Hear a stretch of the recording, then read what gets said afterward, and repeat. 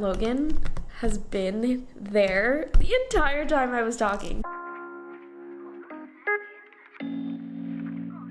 Hey friends, what's up? Welcome back to my channel. My name is Sarah from Pies and Pros, and today we're doing a bunch of cozy fall beverages. I'm so excited to do this, especially because it's really cold right now, and I think the perfect thing is to just warm up with a cup of something warm and delicious and seasonal. So get comfy, get cozy. It's gonna be a lot of fun. We're gonna go through 4 recipes that are super easy. In this video, I am going to be making them all coffee based because I personally like coffee, and that's something that I just drink every single morning. But I think these recipes are so simple that you can probably apply it to whatever kind of beverage you want, whether that may be tea, whatever it is that you prefer drinking that is warm and cozy. I will be putting the recipes for each of these drinks in the description box. I don't think it needs a dedicated blog post because they're so easy to do. I will also mention before we get into each of these recipes that all of these recipes are vegan, and that is because I'm vegan, but you can make it in however way you want. So get cozy and let's make these 4 cozy fall beverages together. So the first recipe is going to be a pumpkin cream, sort of like the pumpkin cold foam or cold cream. I don't know what it's called. It's very popular at Starbucks. So we're gonna make that. It's very simple. And if you're a seasonal baker or a seasonal cook, you're gonna have pretty much all of these ingredients at hand already. So that's going to be a big relief. I am going to have to go with this mug for the pumpkin cream because, of course, I'm just going to put espresso into this, and then I'll show you the pumpkin cream. Put this under and brew it. And now I just have this measuring cup. This is just going to be easier for me. To this, I'm going to add just about like a teaspoon of pumpkin puree. Not too much because this is just going on top of 1 cup of coffee. Then just a drop, seriously, just a drop of vanilla extract. And then lastly, before we add the milk, pumpkin spice, of course. 1/8 of a teaspoon might be good here. Very little. Teensy bit more because I like that seasoning. Okay, and now I'm just going to put in some plant-based milk, about a 1/4 cup. Okay, now you can heat this up for maybe like 15 seconds if you want. I don't think it's necessary, but I'm gonna do it just in case. And now I have something here. It is a milk frother, basically. You can get these for pretty cheap online or at Target or something. I think that's where I got mine. But yeah, I'm going to now froth what is inside of this cup. And the trick to this is to keep the cup at an angle so that the milk kind of wells onto one side, and this helps you froth it really well. You want to make sure that it doesn't sound like mechanics going on in there, and it just sounds like fluffy milk, basically. So I'll show you in a second. I think it came out a little bit better when I did this cold, so maybe don't microwave it. I'm just shocked at how much this smells like pie. Wow, that is so good. I will say that the cream or the foam kind of deflated only because I microwaved it. I feel like from my barista days, I would think that heating it up is better for the foam, but that's not necessarily the case here. I think it kind of deflated the pumpkin puree.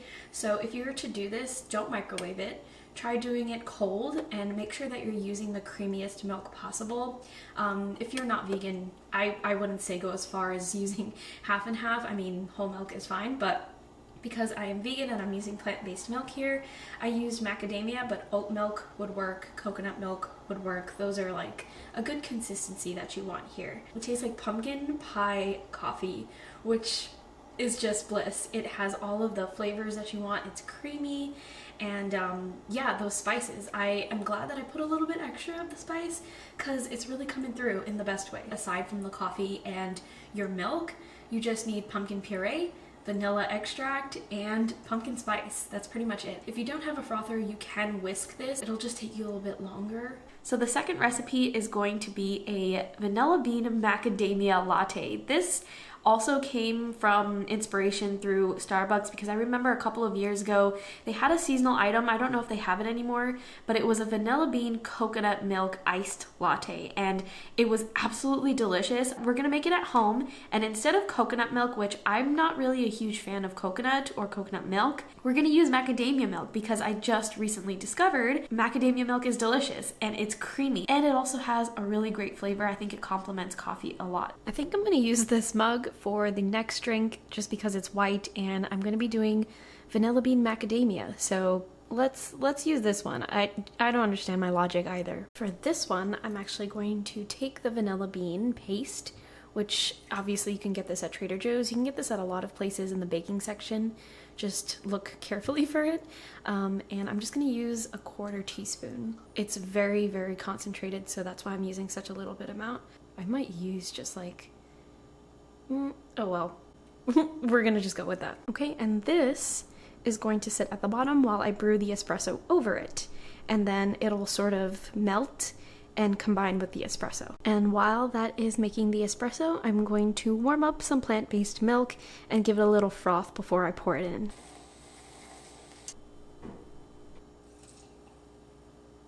Okay, here it is. I'm really excited for this one. This milk definitely frothed up really well.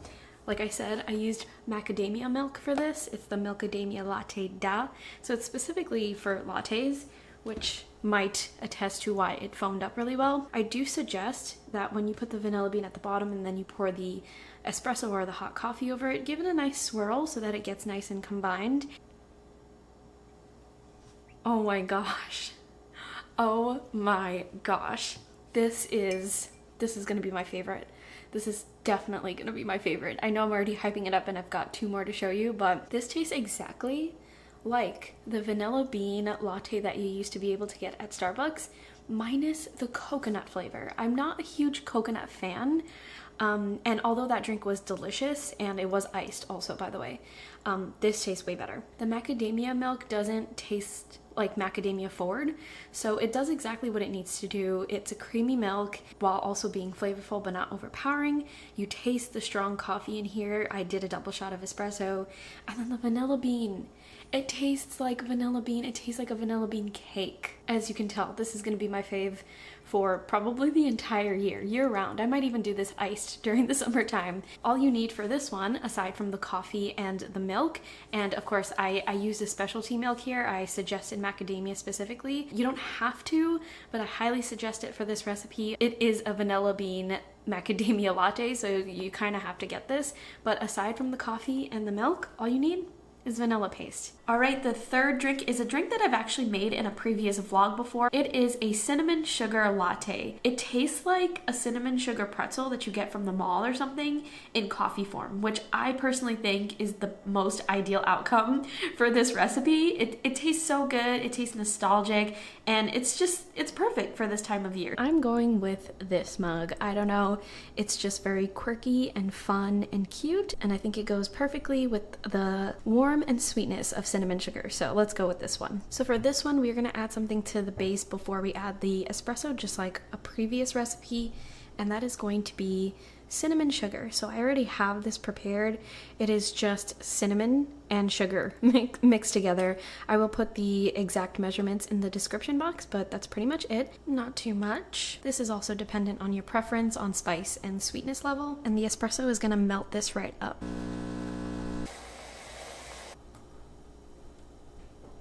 Just for extra indulgence, I'm going to sprinkle it with a little bit more cinnamon sugar. So the sun is starting to reach that point where it's in my face, which I kind of don't mind. I hope you don't either, but did you see the froth on this one? I know you saw it in the other frame, so good. It smells like a pretzel. It just reminds me of pretzels at the mall. I don't know if that's anybody else's childhood, let me know, but I mean, you can't go wrong.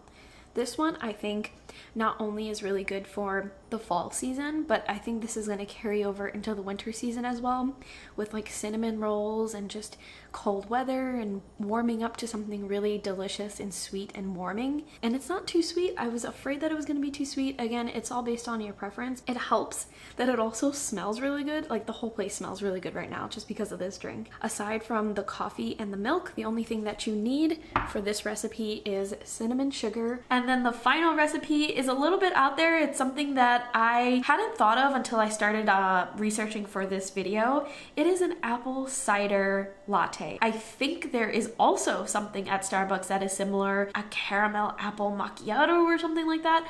I don't know, I've heard of it, but I also heard that it's too sweet and too artificial tasting. So I decided that we could make an option at home, which I think is going to taste a lot more real. It's not going to taste artificial at all. It's not going to be too sweet. But this recipe, I think I'm going to go with this one. I know it's not Halloween anymore and we can kind of ignore the cobwebs, but this is such a funky mug, from the shape to the design to everything, and I just feel like the most funkiest recipe, which is the apple cider latte, should go in my funky mug. So we're going with this one. We're adding something to the base before the espresso or coffee. It's going to be fresh apple cider, so you can get something like this. I got this at Whole Foods. There are tons of apple cider options out there right now. So we're just gonna add about 2 tablespoons to the bottom. I am going to put just a pinch of cinnamon sugar to this as well. This is optional, but highly suggested. Giving it a quick whirl to mix up that cinnamon sugar with the apple cider. One more swirl before I add in the milk. All right, y'all, we're at the last one. Whoa!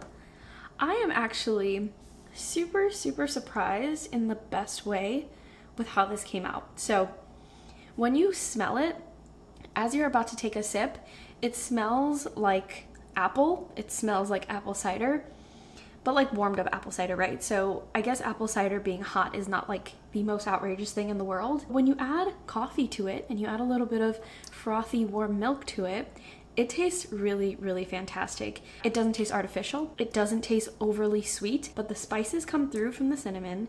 The sweetness comes through from the apple and then a little bit of that brown sugar, but not in an overpowering way. And you get the tones of the coffee. It's not just coffee.